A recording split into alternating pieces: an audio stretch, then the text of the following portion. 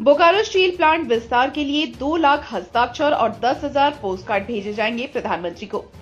Bokaro steel plant के विस्तार कार्य को जल्द शुरू कराने की मांग को लेकर बोकारो में हस्ताक्षर और पोस्ट कार्ड अभियान की शुरुआत की जा रही है।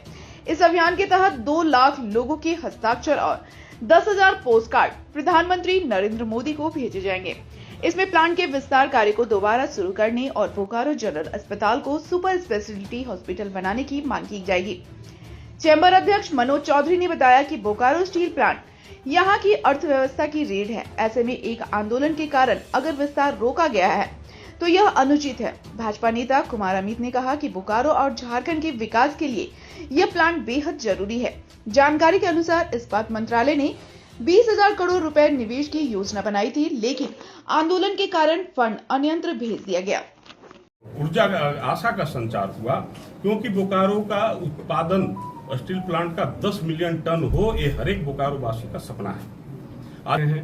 तो यह सपना है, और जब 7.5 मिलियन टन की ओर हम लोग अग्रसर हुए तो हम लोग को लगा कि नहीं, एक बोकारो का सपना साकार हो रहा है।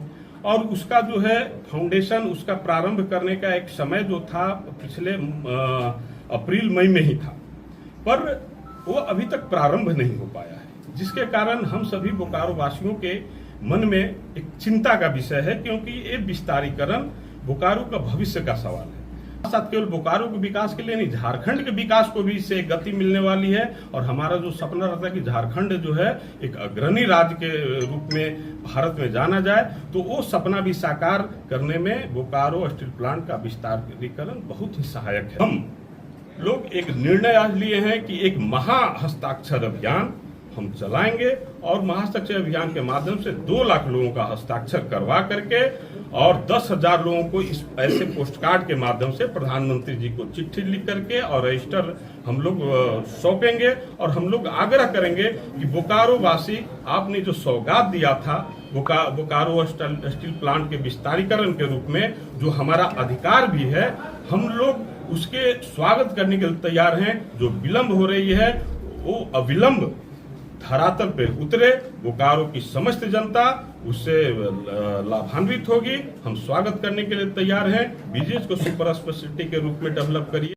मगर बोकारो में सिर्फ एक बोकारो स्टील प्लांट ही है, और पिछले 60 सालों में इसके विस्तारीकरण की गति बहुत धीमी रही। और व्यापार के लिए एक और सबसे बड़ा खतरनाक बात यहाँ ये हुआ है, जब बोकारो स्टील सिटी शुरुआती दिनों में 50 से 60 हजार एम्प्लॉय यहाँ हुआ करते थे, आज सिर्फ 10 से 12 हजार एम्प्लॉय हैं। तो जब तक इसका विस्तारीकरण नहीं होगा और कुछ ऐसी नीतियां नहीं बनेंगी जिसमें कि बोकारो का लोहा गाजियाबाद में सस्ता मिले और बोकारो में भी महंगा मिले, तब तक बोकारो का पूरा विकास नहीं हो सकता है। सर ऐसा सोचिए आप, अगर रोड पर एक एक्सीडेंट हो जाए, भीषण एक्सीडेंट हो जाए, तो कल से क्या रोड पर लोग चलना बंद कर देंगे?